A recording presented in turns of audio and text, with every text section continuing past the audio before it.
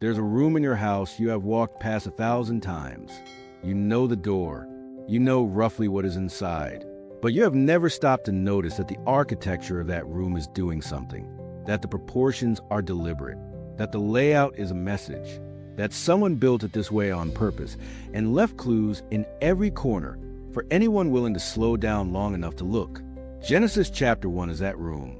Most people have heard the creation account. 7 days. Light, sky, land, sun, moon, stars, creatures, humans. Rest. A list. A sequence. Something you either believe literally or debate endlessly, or quietly skip past on your way to the more dramatic parts of the Bible. But underneath the surface of that list is a structure so precise, so deliberate, so layered with meaning that when you finally see it, you cannot unsee it. And the structure answers a question most people never thought to ask. Not how did God create the world, but why did he arrange the telling of it this way? Because the order of the 7 days is not just a sequence of events. It is an argument. It is a decoration. It is a temple being built in language before a single stone was ever laid. Let us start at the very beginning. And I mean the very beginning, before day one even starts. Genesis chapter 1 verse 2. The earth was without form and void, and darkness was over the face of the deep, and the Spirit of God was hovering over the face of the waters. 3 Hebrew words carry the entire weight of that verse. Tohu, meaning formless. Bohu, meaning empty. And Choshek, meaning darkness. Formless, empty, dark. That is the starting condition.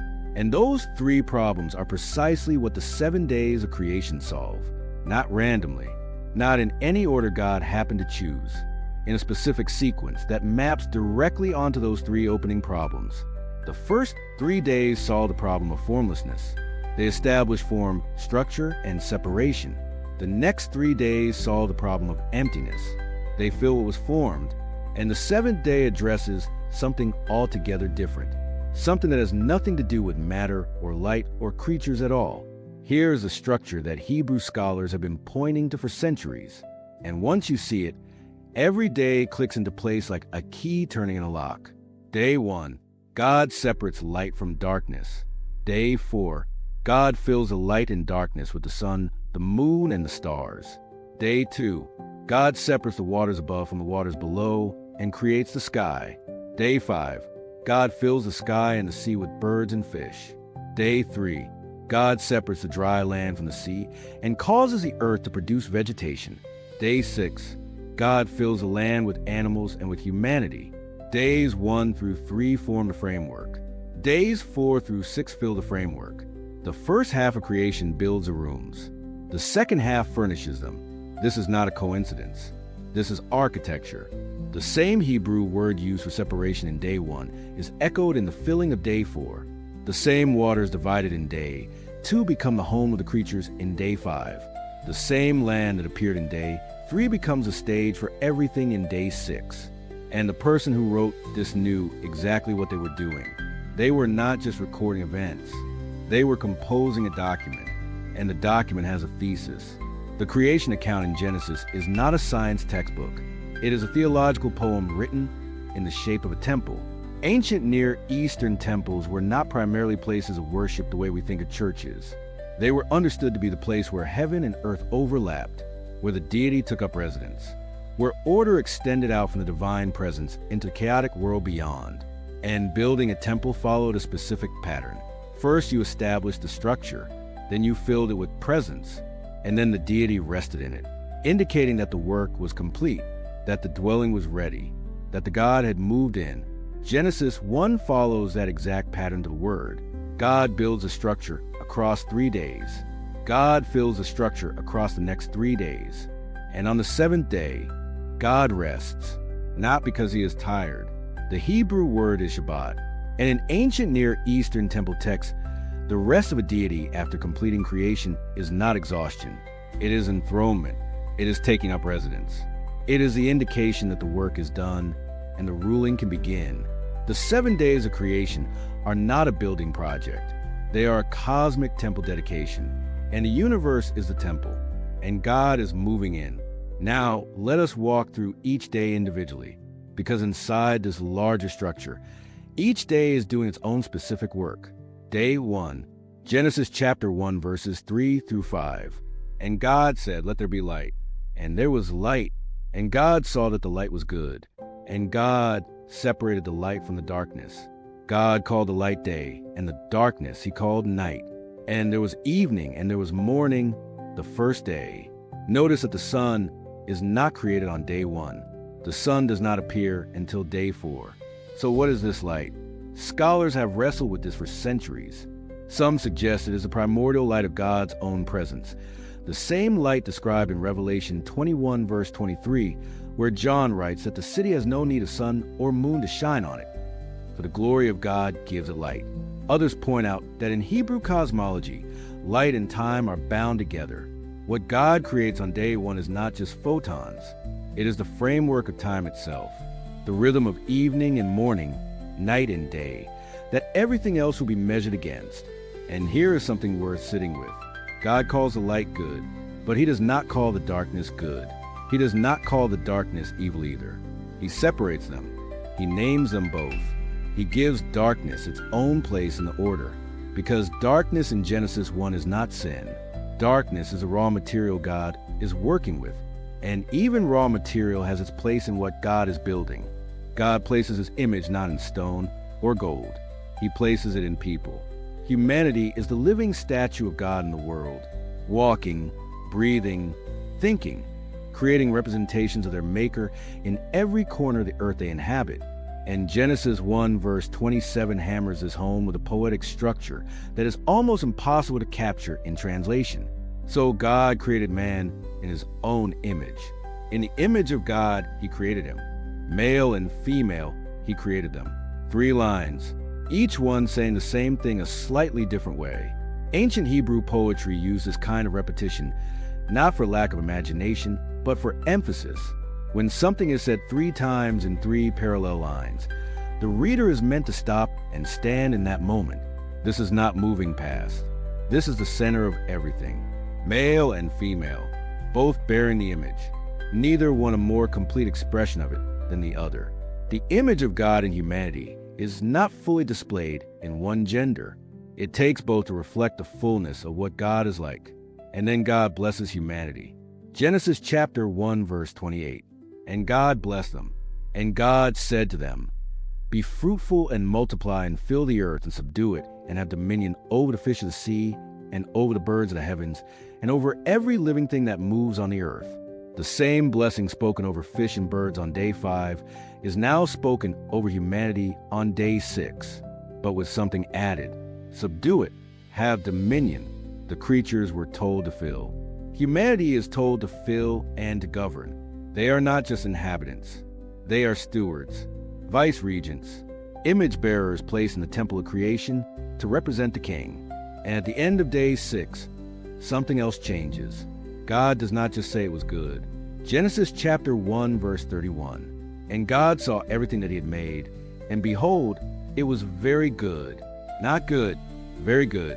The addition of that single word marks the completion of the entire structure. The framework is built. The framework is filled. The image bearers are in place. And for the first and only time in the creation account, God steps back and looks at the whole thing together and calls it very good. Day 7. Genesis chapter 2 verses 1 through 3. Thus the heavens and the earth were finished, and all the host of them. And on the 7th day God finished his work that he had done, and he rested on the 7th day from all his work that he had done. So God blessed the 7th day and made it holy, because on it God rested from all his work that he had done in creation. The 7th day receives 2 things no other day receives: a blessing and holiness. Every other day was called good. The 7th day is called holy, set apart, distinct from all the others. And it is the only day without an evening and morning. Every previous day in the same way. And there was evening and there was morning the first day, the 2nd day, the 3rd day, all the way to 6. Day 7 has no closing formula, no evening, no morning. It does not end. And in Jewish and early Christian interpretation, that absence is profoundly intentional. The 7th day is still open. The rest of God is not a moment in the past. It is a state that continues. It is a condition of completed and inhabited temple. a world where the Creator has moved in and the work is done. The writer of Hebrews picks this up in chapter 4, verse 9 through 10. There remains therefore a rest for the people of God. For he who has entered his rest has himself also ceased from his works, as God did from his. The invitation into seventh-day rest is still open. The door has not closed. And now here is where the 7 days speak directly into your life, not as a theology lecture, as a living word. The pattern of formless, empty, dark moving to formed, filled, and illuminated is not just a story of the physical universe. It is the story of every human life that God touches. Think about the condition described in Genesis 1 verse 2. Formless, empty, dark. Most people have felt exactly that at some point. A season where nothing has shape, where the days blur together without meaning or direction, where the darkness is not just around you, but inside you. And what does God do with formless, empty, and dark? He does not discard it. He does not start over with better material. He hovers over it. The Spirit of God hovering over the face of the waters. The Hebrew word for hovering, merachephet, is used one other place in the entire Old Testament. Deuteronomy 32 verse 11. Like an eagle that stirs up its nest, that flutters over its young. God over the chaos is a parent over a nest. Present, attentive, not alarmed, working. He speaks into the darkness first. Not light into the emptiness. Not form into the void. Light into the darkness. Because before anything can be formed or filled, you have to be able to see. Clarity before structure. Structure before filling. That is the divine order. And the structure of the 6 days tells you something about how God works in the long middle of a hard season. He does not complete everything at once. He builds frameworks first. He creates the shape before he sends a filling. And sometimes the second day arrives and there is no declaration of goodness yet, because the work is still in process, because day 3 is coming, because the dry land has not appeared yet. And until it does, the goodness of day 2 is waiting on what day 3 will accomplish. The absence of a declaration on day 2 does not mean God is dissatisfied. It means the sentence is not finished yet. And then there is the image. You are not an accident introduced into a universe that was getting along fine without you. You are the purpose the whole structure was moving toward. Before you existed, there was a framework being built to hold you, a sky for you to stand under, a sea for you to marvel at, stars to navigate by, trees full of seed-producing fruit, birds and fish and creatures filling a world that was being prepared. And before you were spoken into existence, there was a divine conversation. Let us make. You were deliberated over. You were designed. And you were given a function in the temple of creation that no other creature received. Not to simply inhabit the world, but to represent its maker in it. To be a living image of the God who built the whole thing. Day 2. Genesis chapter 1 verses 6 through 8. And God said, "Let there be an expanse in the midst of the waters, and let it separate the waters from the waters." And God made the expanse, and separated the waters that were under the expanse from the waters that were above the expanse. And it was so. And God called the expanse heaven. And here's the detail most people walk straight past. On day 2, God does not say it was good. Every other day in the creation account includes that declaration. God saw that it was good. Day 2 is the only day that phrase is missing. Why? The separation is not complete yet. The waters are divided, but the dry land has not yet appeared. Creation on day 2 is still in process. The declaration of goodness comes when the work reaches a moment of completion. Day 2 is the middle of a sentence. And God does not celebrate the middle of a sentence. He waits until the thought is finished. There is something quietly important in that observation. Not every incomplete thing is a bad thing. Sometimes what looks unfinished is simply not yet done. And the God who withheld the declaration on day 2 was not dissatisfied. He was patient. He knew day 3 was coming. Day 3. Genesis chapter 1 verses 9 through 13. And God said, "Let the waters under the heavens be gathered together into one place, and let the dry land appear." And it was so. God called the dry land earth, and the waters that were gathered together he called seas. And God saw that it was good. And then immediately, without a breath between them, God speaks again on the same day. "Let the earth sprout vegetation, plants yielding seed, and fruit trees bearing fruit in which is their seed, each according to its kind. And it was so. Day 3 is the only day with 2 acts of creation, 2 separate declarations, 2 creative moments. And it is also the only day where God says it was good twice. 2 acts, 2 affirmations. The completion of the structure that began on day 2 earns its goodness at last, and then God immediately builds on it. The land appears, and before anything lives on it, it is already producing life, vegetation, seed-bearing plants, fruit trees with seeds inside them. That detail matters. The seeds are inside the fruit. Every tree God makes on day 3 carries within itself the capacity to reproduce, to spread, to go on making more of what is across every generation that follows, before there is a single creature to eat it. The earth is already abundant. God does not make a minimal world and wait to see what happens. He starts with extravagance. Now we cross the midpoint. The structure is built, and God begins to fill it. Day 4. Genesis chapter 1 verses 14 through 19. And God said, "Let there be lights in the expanse of the heavens to separate the day from the night, and let them be for signs and for seasons, and for days and years. And let them be lights in the expanse of the heavens to give light upon the earth. The sun and the moon appear on day 4. And the way Genesis introduces them is striking. The Hebrew text does not even use the words sun and moon. It calls them the greater light and the lesser light. That is not accidental. In the ancient Near East, the sun and the moon were gods. Ra in Egypt, Shamash in Babylon. So the moon god, these were major deities with temples and priests and national identities tied to them. Genesis refuses to name them. It calls them lamps, fixtures, things God placed, tools God hung in the sky to mark time and give light. In a world where every surrounding culture worshiped the sun and moon as divine beings, Genesis 1 quietly, methodically demotes them. They are not gods. They are fixtures in God's temple. They do not rule.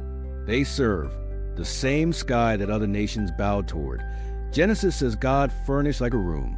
He put lights in it the way you hang a chandelier. And he did it on day 4. After the light of day 1 already existed. The lamps came after the light. The servants came after presence. Day 5. Genesis chapter 1 verses 20 through 23. And God said, "Let the waters swarm with swarms of living creatures, and let birds fly above the earth across the expanse of the heavens." So God created the great sea creatures and every living creature that moves, with which the waters swarm, according to their kinds, and every winged bird according to its kind. And God saw that it was good. Day 5 fills the sky, and sea created on day 2. And something new happens here that has not happened on any previous day. God blesses. Genesis chapter 1 verse 22. And God blessed them, saying, "Be fruitful and multiply and fill the waters and seas, and let birds multiply on the earth." This is the first blessing in the Bible, and it is spoken of fish and birds. Before any human being exists, before any covenant is made, before any commandment is given, God blesses his creatures. He speaks abundance over them. He tells them to fill the world. The blessing before the law, abundance before obligation. That is the order God chooses. Day 6, Genesis chapter 1 verses 24 through 31. And God said, "Let the earth bring forth living creatures according to their kinds, livestock and creeping things and beasts of the earth according to their kinds." And it was so. And then something shifts in the language. Every previous creative act has followed the same structure. God said, it happened, God saw it was good. But when God arrives at humanity, the structure changes entirely. Genesis chapter 1 verse 26. Then God said, "Let us make man in our image, after our likeness. Let us." A conversation within the Godhead before creation of humanity. No other creature gets this. The fish did not get a divine consultation. The birds did not receive a deliberate image-bearing design. But before humanity is made, God pauses, reflects, speaks in the plural, as if what is about to happen requires a different kind of attention. And then the declaration, "In our image, after our likeness." The Hebrew word for image is tselem. It is the same word used in the ancient Near East for a royal statue. When a king conquered a territory, He would set up a tselem, an image of himself, in the center of that territory, not because he could be everywhere at once, but because the image represented him. It declared his presence, his authority, his claim over that land. That is your identity before you do anything, before your accomplishments, before your failures, before anyone names you or overlooks you or tells you what you are worth. On the sixth day, before the evening came, when God looked at everything, including you, he did not say it was good enough. He said it was very good. And the seventh day, the day without an evening, the rest that does not close, that is the invitation that runs underneath everything else in the creation account. Not just rest as stopping, not just rest as a break from labor. Rest as entering the completed work of God, as living inside a world where the temple is built and the Maker has moved in and the image bearers are doing what they were made to do. The whole creation account is pointing toward a kind of life that is not striving to build something God has already built, not performing to fill a role you were already given, not searching for meaning in a universe that was always already saturated with it. It is pointing toward Shabbat, toward the seventh day, toward rest in the presence of the One who called you very good before the morning of the seventh day was done. There is one more layer, one connection that lands in the New Testament with the weight of everything we have walked through today.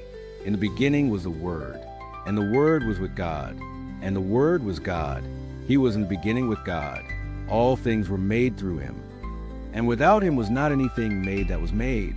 John chapter 1 verses 1 through 3. The Apostle John does not begin his gospel with a birth narrative. He begins it with Genesis 1. In the beginning, the same three words. He is making a deliberate claim. The same Word who spoke light into darkness in Genesis 1 is the same Word who became flesh and dwelt among us. The same God who hovered over the chaos and spoke order into it walked into the chaos of human history and spoke again. And when Jesus finishes his work on the cross, John records something in chapter 19 verse 30 that most translations render as it is finished. The Greek word is tetelestai. It is a single word, and it is the same idea as the closing of day 6. The work is complete. The structure is built. The image is restored. The very good has been recovered. And then he rests. 3 days. The seventh day extended. The day without an evening. And on the other side of that rest, resurrection. A new creation beginning from the same tomb that the first creation began from. Formless, dark, and then light, and then life. The 7 days are not just a story about the past. They're the shape of everything God does. He takes what is formless and gives it structure. He takes what is empty and fills it with life. He takes what is dark and speaks light into it. He takes what is finished and rests in it. And then from that rest, he begins again. And he is still doing it. In lives that feel like day 2. In seasons that have not yet heard the goodness declared. In people who feel like the raw chaos of Genesis 1 verse 2 more than the very good of Genesis 1 verse 31. The Spirit of God is still hovering, still attentive, still working, still waiting for the right moment to speak light into the specific darkness in front of him. And the word that called the world into existence is the same word that still speaks over every formless, empty, dark thing he is not finished with yet. 7 days, 3 problems, 6 solutions, 1 rest, and a temple built out of nothing but the spoken words of God who looked at what he made and decided it was very good. If this opens something up for you that you have not seen before, do not keep it to yourself. Subscribe, leave a comment, even 1 word. Share it with someone who is stuck in a day 2 moment and has not yet seen day 3 coming. Pray for us as we keep digging into the text week after week. The God who built the universe in 7 days is the same God who is not finished with you yet.